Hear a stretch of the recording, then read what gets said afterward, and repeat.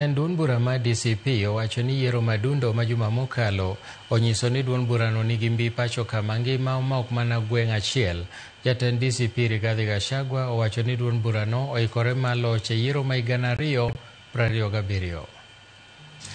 Na party leader nilisikia watu wakipiga kelele juzi ati unasema ati umesema tutachukua viti zote. We want to confirm that hii viti yote tutachukua. Yeah. That is our business. And we are supporting our party leader. Kwamba viti zote tutachukua. Na sio Nairobi peke yake. Tukienda kule Nyeri tutachukua zote. Tukienda mimi kwanza huko Western nitakaa ngumu kabisa. Want to give them a warning, si ndio? And let me tell ODM, you will lose every seat here in Nairobi if you follow William Ruto. Kura ya William Ruto Nairobi ni 24,000 only. Ile alikuwa anaringa nayo ilikuwa ya Rigiji, nimehama naye.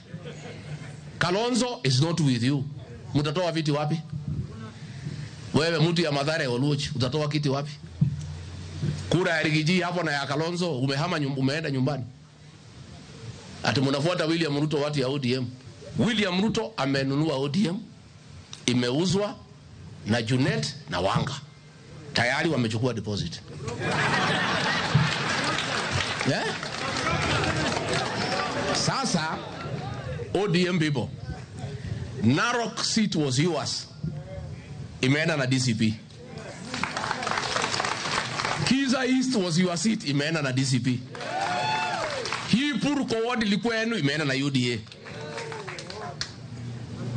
Kiza East mlikuwa namba 9. Si ndio? Hii Kariobangi mlikuwa namba 3.